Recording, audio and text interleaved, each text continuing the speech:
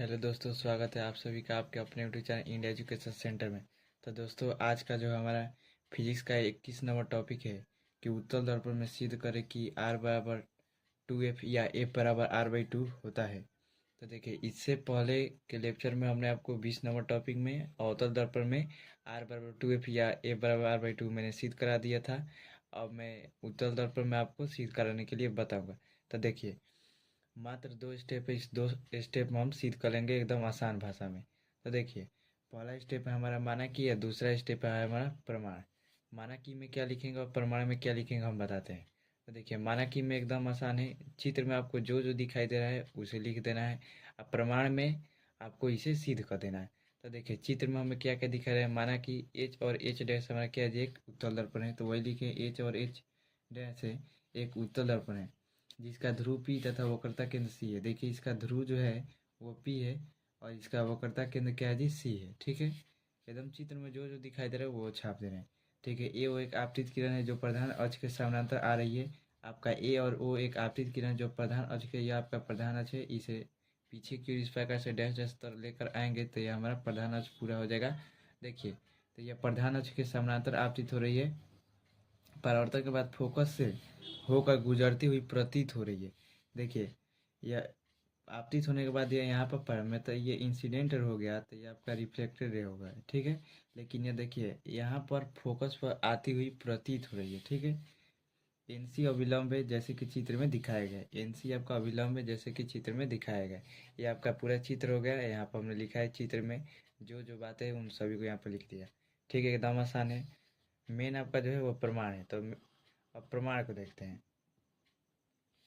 तो देखिए, प्रमाण में सबसे पहला जो होगा आपका, देखिए, इस आपतित किरण और इस परावर्तित किरण के बीच जो ये आपका अविलंब है, इस अविलंब में आपका आई और आर दोनों के दोनों परावर्तन के नियम से बराबर है। तो वही हम लिखे हैं, जो परावर्तन के नियम से एंगल आई एंगल आर के बराबर हो जाएगा। उसके बाद जो आपका ये वाला कोण है, एंगल ये वाला आर और एंगल ये वाला आर एक दूसरे के बराबर होंगे। क्यों जी? सम्मुख कोण के कारण। सम्मुख कोण के कारण आपके दोनों के दोनों क्या हो जाएंगे, बराबर हो जाए। देखिए, अब सम्मुख कोण को थोड़ा समझ लेते हैं। मान के चलिए एक रेखा है और यह एक रेखा एक दूसरे को कट कर रही है।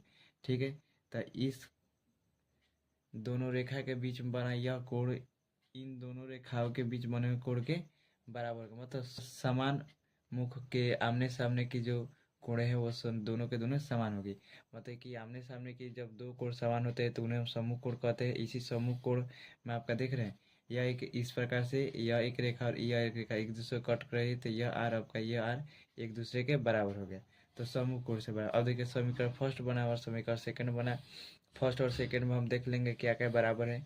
L H S R H S के बराबर हो जाएगा, तो आपका एंगल आई एंगल आर के बराबर हो जाएगा। देखिए, ये वाला जो है आपका ये बराबर है, तो ये वाला अपने आप बराबर हो जाता है। ठीक है, तो देखिए ये हमारी हमारा समीकरण थर्ड हो गया। ठीक है, अब एक आता है संगत कोण। संगत कोण को समझते हैं, संगत कोण क्या होता है। तो देखिए, अगर दो समानांतर रेखा है और दो समानांतर रेखा है, ये आपका ए बी एक समानांतर रेखा है, ए बी और सी डी, ये दोनों के दोनों रेखाएं क्या है जी, एक दूसरे के समानांतर है। अब उसे एक रेखा ई एन है, अगर इस प्रकार से कट करती है तो ये वाला कोण और ये वाला कोण, मतलब एंगल वन एंगल टू के बराबर किस नियम से होगा जी, एंगल वन आपका जो है एंगल वन एंगल टू के बराबर आपका संगत कोण के नियम से आपका बराबर होता है। ठीक है, इस तरह से जो कोण बराबर होगा संगत कोण के। तो यहाँ पर भी देख लीजिए, चित्र में आपका एक है, यहाँ पर एंगल आई बन रहा है ये वाला, और एक एंगल यहाँ पर बना है, तो ये वाला और ये वाला देखिए, ये इधर डैश डैश करेंगे तो ये आपका एक पैरेलल हो जाएगा। हमने आपको बताया कि प्रधान के समानांतर ये आपतित की आपतित होती है, तो ये वाला दोनों के दोनों रेखाएं एक दूसरे के समानांतर है और इसे एक एन सी रेखा कट कर रही है, तो ये वाला कोण आई और ये वाला कोण आई बराबर हो जाएगा संगत कोण के नियम से। तो वही लिखे एंगल आई के बराबर संगत कोण के नियम से आपका समीकरण 4 हो जाएगा। तो अब थर्ड और 4 में देख लेते हैं कौन कौन जो है वो समान आ रहे हैं। तो देखिए, आपका एंगल आई के बराबर, मतलब कि एल एच एस बराबर, इसलिए आपका आर एच एस भी बराबर हो जाएगा। तो वही हम लिखे हैं समीकरण थर्ड एंड समीकरण फोर से।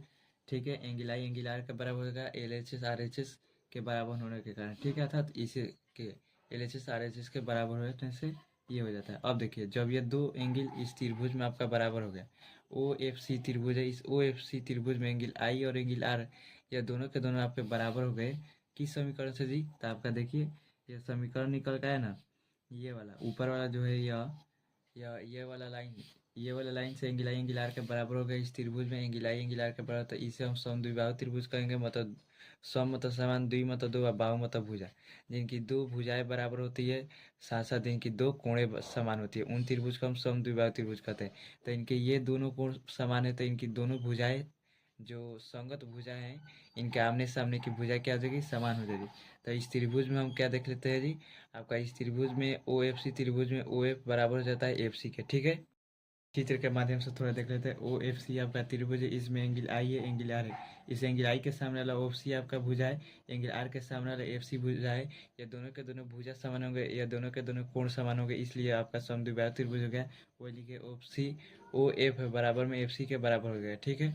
ये बात, ये हम समीकरण 5 मान लेते हैं। अब देखिए, अब यहाँ पर मानते हैं कि आपका जो बिंदु ओ है पी के काफ़ी निकट है। देखिए यहाँ पर आपका जो बिंदु ओ है, ये आपका बिंदु ओ है, या बिंदु पी के काफ़ी निकट है, ठीक है। तो निकट होने से आपका ये वाला जो भुजा की लंबाई और ये वाला भुजा की लंबाई दोनों के दोनों आपस में समान हो जाएगा।